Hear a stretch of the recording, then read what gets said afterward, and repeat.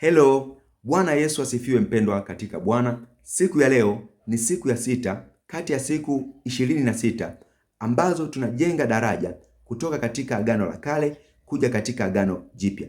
Daraja letu akiwa ni Kristo mwenyewe.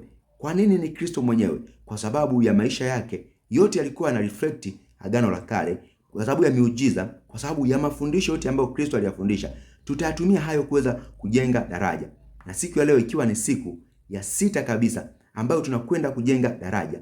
Siku ya leo tutakwenda kuangalia fundisho kutoka katika kitabu cha Mathayo sura ya 22 ule mstari kuanzia wa 34 mpaka wa 40. Fundisho la siku ya leo linahusu amri 10 za Mungu, sheria na torati. Je, ni halali kuzishika? Je, zina maana gani sheria na amri 10 katika Agano Jipya? Katika neema tunatoa katika Agano la Kale kuweka katika Agano Jipya. Mpendwa katika Bwana, katika kitabu cha Kumbukumbu la Torati 5 Mungu anasema upate kuzishika na kuzitenda na kufanya sawa sana na sheria zote ambazo akamwamuru wana wa Israeli katika ule mlima kwa mkono wa Musa. Mpendwa, Yesu Kristo anasema katika Mathayo 5 mstari kuanzia wa 17 mpaka wa 20, anasema sikuja kuitangua torati au manabii, bali kuitimiliza torati na maneno yote ya manabii. Maana yake maisha kumbe yote ya Kristo, mfumo wote wa maisha ya Kristo ulikuwa ni katika kutimiliza torati, lakini pia na manabii walio yanena. Anasema mbingu na hata mbingu na nchi zitakapoondoka, yodi moja wala nukta moja ya torati haitaondoka hata yote yatimilizwe. Anasema hukumu 2 kwa atakayefundisha na asiyefundisha, kwa atakayezivunja na atakayezitunza. Anasema atakayeivunja moja ya amri hizi zilizo ndogo ataonekana mdogo kabisa katika ufalme wa mbinguni, na akiwafundisha watu. Anasema na atakayezishika na kuzitenda amri hizi atakuwa mkuu katika ufalme wa mbingu. Mpendwa katika Bwana, sasa katika Mathayo 22 ule mstari wa 34 na kuendelea mpaka 40, hapa tunamwona Yesu Kristo akiwa amewafunga vinywa Masadukayo kwa sababu ya namna ambavyo walikuwa wakitaka kumuuliza maswali na kutaka majibu, wakapata majibu na mwisho wakashindwa cha kuongea. Sasa Mafarisayo wakasikia habari hizo.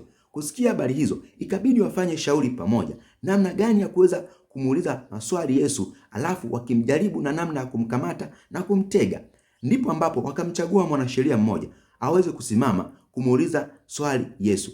Huyu mwanasheria aliposimama kwa lengo la kumjaribu, kumbuka Kristo Yesu, kwa habari ya sheria, torati na amri 10, ndipo habari yetu na ndipo ukurasa wetu wa kujenga daraja unaanza hapa. Mpendwa katika Bwana, majina yangu naitwa Brian Frankie. Napenda nikukaribishe katika channel yetu hii ya Trust the Gospel. Tuiamini injili wakati umekwisha. Kama hujasubscribe uweze kusubscribe ili uweze kupata video zetu mara kwa mara pindi tunapoziupload. Sasa anasema Mathayo 22 ule mstari kuanzia wa 36 na kuendelea. Katika mstari wa 36 ndipo anaanza kumuuliza Yesu. Anasema, mwalimu, katika torati ni amri ipi ambayo ni kuu? Anamwambia Yesu, katika torati ni amri ipi ambayo ni kuu? Kwanza mpendwa, nataka tujue kwanza maana ya torati. Torati is a knowledge. Torati ni elimu. Torati ni mafundisho ambayo walipewa wana Israeli ili waweze kuishi viwango vya Mungu, ili waweze kuishi level za Mungu, ili waweze kukaa katika utukufu wa Mungu. Sasa unaweza ukaongea hivi, mwalimu, katika torati ni katika elimu ile ya kuishi viwango vya Mungu, ni amri ipi, ni elimu ipi, ni fundisho lipi, au ni amri ipi ambayo ni kuu kuliko yote? Anasema mstari wa 37, anasema mpende Bwana Mungu wako kwa moyo wako wote, kwa roho yako yote na akili zako zote. Hilo ndilo ambalo fundisho kuu, hilo ndilo ambalo utukufu mkuu, hilo ndilo ambalo utukufu mkuu na elimu kuu juu ya kumwendea Mungu. Anasema hii ndiyo amri iliyo kuu, tena ni ya kwanza. 39, na ya pili yafanana nayo ni hii, mpende jirani yako kama nafsi yako. 40 na mwisho, katika amri hizi 2 hutegemea torati yote na manabii. Kumbuka Yesu Kristo katika Mathayo 5 mstari wa 17 hakuja kuitangua torati au maneno ya manabii, au yale manabii waliyoyaona, bali kuyatimiliza. Yote waliokuwa naongea yalikuwa yanamsema yeye, yalikuwa yanasema yeye. Torati yote ilikuwa inamsema yeye, ilikuwa inamzungumzia yeye Kristo. Kwa hiyo katika Kristo ndimo kulipo na siri ya Mungu, ndimo kulipo na utukufu wa Mungu, ndimo kulimo na neema ya Mungu tukitaka kwenda kuiona. Ndio maana tunamtumia Kristo tuweze kuangalia neema hii. Sasa hawa wamemwendea Kristo ambaye ndiye Torati mwenyewe, ambaye ndiyo amri zote zinatimizwa kwake, ambaye ndiyo maneno ya manabii yote yanamsema yeye. Wamemwendea kumuuliza hili swali. Anawaambia jibu ni hili: mpende Bwana Mungu wako kwa moyo wako wote. Ndiyo elimu kuu, ndiyo kusudi kuu, ndiyo zawadi kuu katika kumpenda Bwana.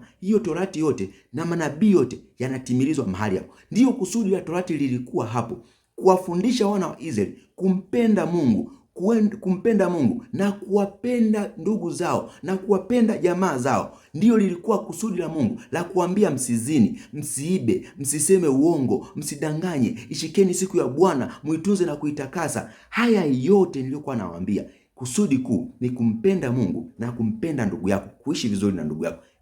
Mpendwa katika Bwana, tazama maneno haya ya Yesu Kristo anayoyajibu. Ndiyo lilikuwa ni kusudi kuu hilo, mpendwa katika Bwana. Kama lilikuwa ni kusudi kuu, Yesu Kristo, lina maana gani jambo hili? Je, ni sahihi kuishika sheria? Je, ni sahihi kuishika Torati ikiwa Yesu Kristo amekuja, ikiwa Yesu Kristo yupo? Mpendwa katika Bwana, jibu ni hapana. Kumbuka, sheria iliandikwa kwa wasiokuwa na utii. Sheria iliandikwa kwa wasiokuwa na upendo. Uzinzi uliandikwa kwa ajili ya wazinzi. Ulafi uliandikwa kwa ajili ya warafi. Uongo uliandikwa kwa ajili ya waongo. Kwa hiyo kama wewe sio mwongo, unashika uongo wa nini? Kama sio mrafi, unashika urafi wa nini? Kama sio mzinzi, unashika uzinzi wa nini? Kama wewe sio muuaji, unashika uaji wa nini? Uaji kwako hiyo sheria haikuhusu. Sheria ya uaji iliandikwa kwa ajili ya wauaji. Sheria ya wazinzi iliandikwa kwa ajili ya wazinzi. Sheria iliandikwa kwa ajili ya sheria, bali kumpenda Mungu ni kwa ajili ya wanaompenda Mungu. Hivyo hahitaji kushika sheria, inahitaji kumpenda Mungu. Ukishampenda Mungu, hayo mambo yote yanakuja kutimilika ndani yake, yanakuja kutimilika ndani yake. Mpendwa katika Bwana, utanielewa tu ninachokimaanisha. Katika kitabu cha Warumi tunaanza kujenga msingi. Katika kitabu cha Warumi 3 kuanzia ule mstari wa 19 anasema kwamba basi tunajua ya kuwa mambo yote inenayo Torati huyanena kwa hao walio chini ya Torati. Mambo inayoyanena Torati inanena kwa wale ambao wako kwenye Torati. Kwa hiyo kama uko kwenye neema, manake Torati haikuhusu. Amena. Anasema hivi: ili kinywa kifumbwe na ulimwengu wote uwe chini ya hukumu ya Mungu. Ili kinywa kifumbwe na ulimwengu wote uwe chini ya hukumu ya Mungu. Katika Torati, katika yale mambo ya Torati. Anasema mstari wa chini: kwa sababu hakuna mwenye mwili atakayehesabiwa haki mbele zake kwa matendo ya sheria.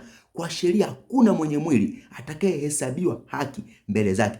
Kwa maana kutambua dhambi huja kwa njia ya sheria. Ili uweze kujua una dhambi, inakuja kwa sababu ya sheria. Hivyo katika sheria ndipo iliyofanya kosa lionekane. Ukisoma Warumi 4 mstari wa 15 anasema, kwa sababu sheria ndiyo ifanyayo hasira, maana pasipo kuwapo sheria hapana kosa. Isipokuwapo sheria hakuna kosa. Kwa hivyo ukiweka sheria, ukishika sheria, maana yake umeshika kosa, maana yake unakosa. Ukishika sheria ya uzinzi, maana yake wewe ni mzinzi. Ukishika sheria ya urafi, maana yake wewe ni mrafi. Ukishika sheria ya uwaji, maana yake wewe ni muuaji. Ukishika sheria ya Sabato, maana yake wewe haujapumzika.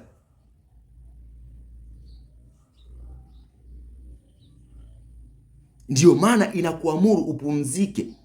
Ndio maana inakuamuru usiibe. Ndio maana inakuamuru usizini. Ndio maana inakuamuru usidanganye. Ndio maana inakuamuru usiseme uongo. Ndio maana inakuamuru hayo mambo yote. Mpendwa, maana yake kama hakuna warning, kama hakuna sheria, kama hakuna hukumu, maana yake hakuna kosa. Mpendwa, kwa maana yake ni nini? Katika Kristo zile sheria zote sisi tumezitimiza. Sisi tumepumzishwa, dhambi zetu zimeoshwa. Hatuna uwaji, hatuna uzinzi, hatuna urafi, hatuna mambo yote, bali tumempenda Mungu, bali tumemwamini Mungu. Katika hayo yote Sheria yote imetimilika katika Kristo Yesu. Kwa kumwamini Kristo Yesu zote zimetimilika. Tumepumzishwa, tumeshika Sabato, tumefanya yote yale, yameshatimilika. Kwa hivyo hatuhitaji tena tushike Sabato ili tujihesabie kwamba tuna haki. Hatuhitaji tena tuanze kujiangalia kwamba sisi ni wazinzi, sisi tu. Hapana, sisi sio wazinzi mpendwa, bali tumeshabadilika kabisa. Akiwa ana maana gani? Ukisoma katika mlango wa 5, Warumi 5, alafu ule mstari wa 20 anasema kwamba lakini sheria iliingia ili kosa liwe kubwa sana. Sheria ilikuja ili lile kosa lilikuwepo, lakini sheria ilipofika ikalifanya lile kosa liwe kubwa. Kwa hivyo anasema na dhambi ilipozidi neema ilizidi kuwa nyingi. Na dhambi ilipozidi neema ilizidi kuwa nyingi. Mpendwa katika Bwana, kumbuka hakuna atakayehesabiwa haki kwa matendo ya sheria. Kwa sababu gani? Mungu alipotuchungulia wanadamu wote, aangalie kama kuna mtu mwenye akili anayemtafuta Mungu. Wote tumepotoka, tumeoza, hakuna anayetenda mema hata mmoja. Wote tumepotoka kabisa. Ndio maana akatupenda yeye katika hali ile, akatuhesabia haki kwa njia ya imani, kwa njia ya kupendekezea imani yake. Mpendwa katika Bwana, usizani kwamba ukisema kwamba ukishika sheria ya uzinzi ndipo hautazini. Hakuna kitu cha namna hiyo, bali kwa kutambua nini ambacho umekipokea, nini ambacho kipo kwako sasa. Na hiki kitu kimeandikwa katika Tito 2 mstari wa 11 na 12. Mpendwa katika Bwana, kaangalie maana ya neema.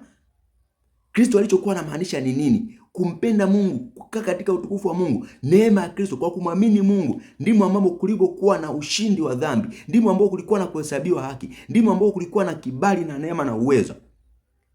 Anasema katika kitabu cha Tito 2 ule mstari wa 11 na 12 kwamba maana neema ya Mungu iokoayo wanadamu wote imefunuliwa. Neema ya Mungu inayookoa wanadamu wote imefunuliwa. Torati ilikuwa ni kwa ajili ya wana wa Israeli, sheria ilikuwa ni kwa ajili ya wana wa Israeli, lakini neema inayookoa wanadamu wote, ili wanadamu wote waweze kukaa katika utukufu, waweze kukaa katika neema, waweze kukaa katika mafundisho mapya, ambayo mafundisho ya Roho, mafundisho ya miongozo ya Mungu ya Roho. Kumbuka Torati, sheria zilikuwa ni kuwafundisha waweze kuishi viwango vya Mungu, lakini walishindwa. Lakini katika neema, Roho Mtakatifu anatusaidia kuweza kuviishi viwango vya Mungu. Neema iokoayo wanadamu wote imefunuliwa. Mstari wa 12. Nayo ndiyo inayotufundisha. Neema ndiyo inayotufundisha kukataa ubaya, tamaa za kidunia, tupate kuishi kwa kiasi, haki, utauwa katika ulimwengu huu wa sasa.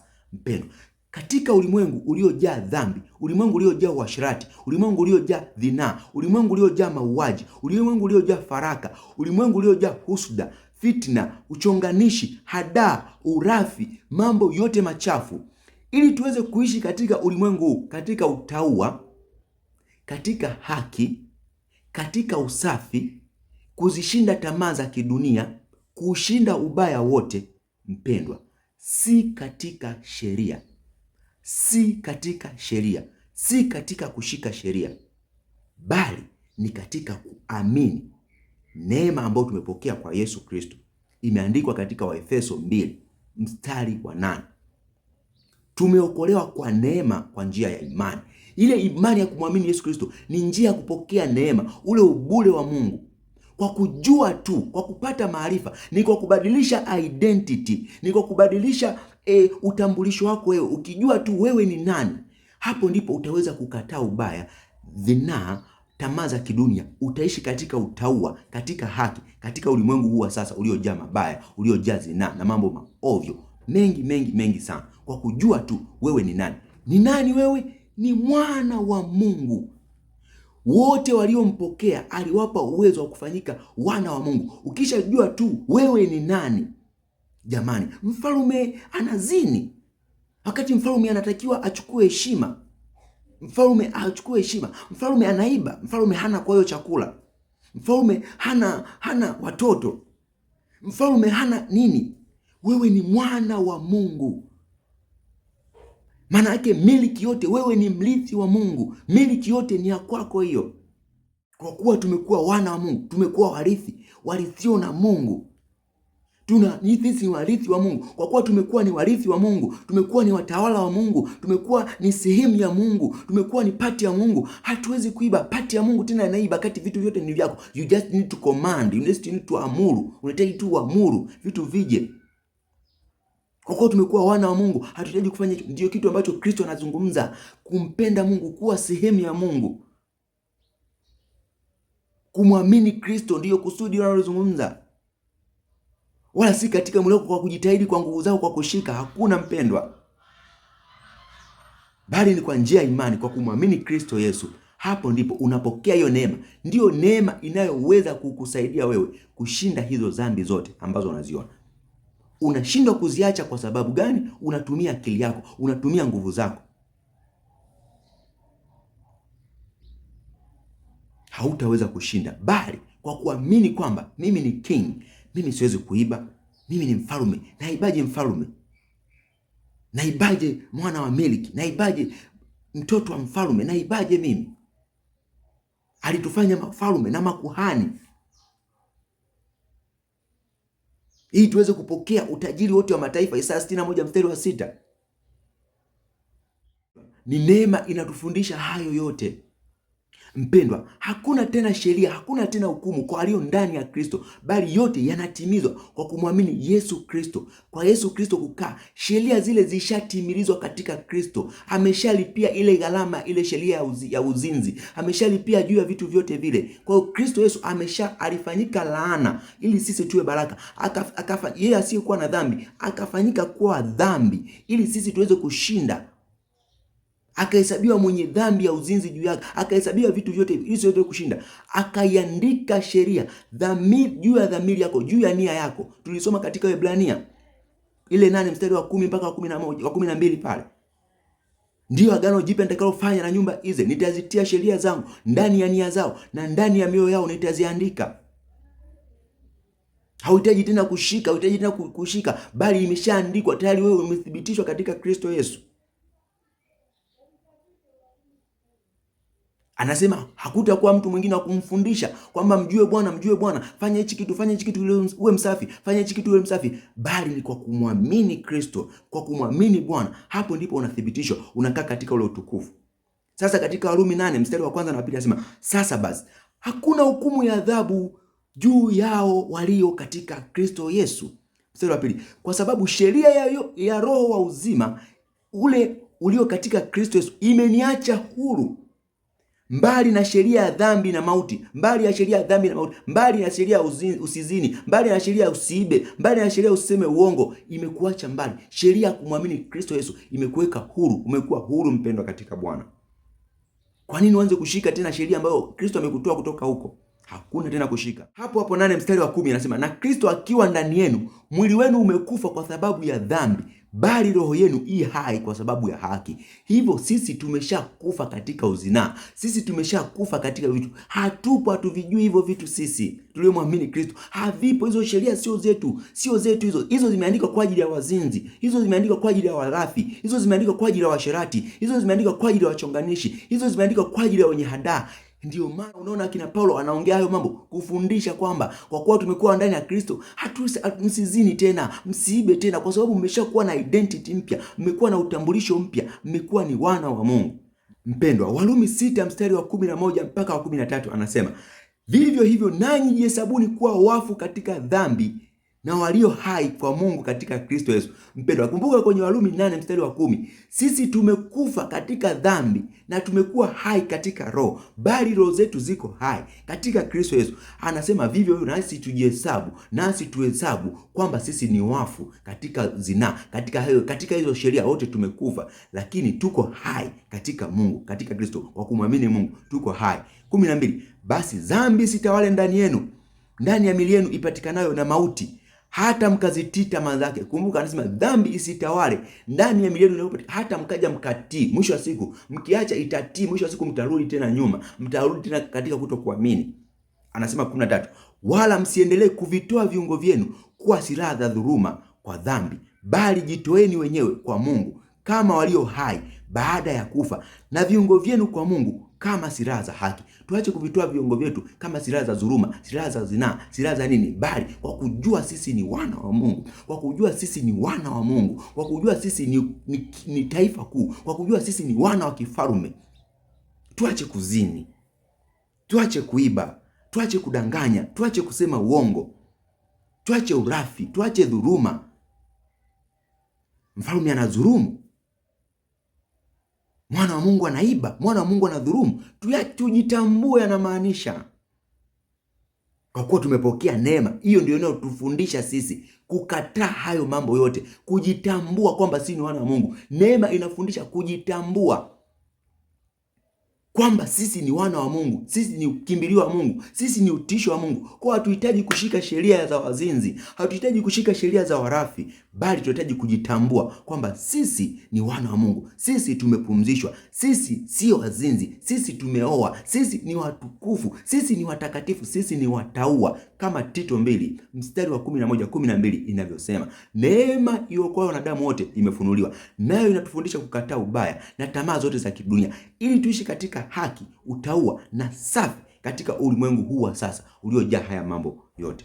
Mpendwa katika Bwana, natumaini tumejenga daraja kutoka katika Agano la Kale kwenda katika Agano Jipya, na somo hili limekuwa ni la baraka kwako. Na kama limekuwa na baraka kwako, usisahau kushare na watu wengine ili waweze kupata video hizi na wao waweze kujifunza kwa habari ya amri na namna Kristo alivyokuwa akifundisha kwa habari ya amri katika Agano la Kale, lakini katika Agano Jipya maana ya neema inafanya nini. Kumbuka, Torati ndiyo ambayo ilikuwa inawafanya wale watu wasifanye dhambi, lakini bado walifanya dhambi. Lakini neema ndiyo inayotufundisha kukataa hiyo dhambi, wala si sheria inayotufundisha kukataa dhambi, bali neema inatufundisha sisi kukataa dhambi, kwa sababu tunajitambua kwamba sisi ni wana wa Mungu.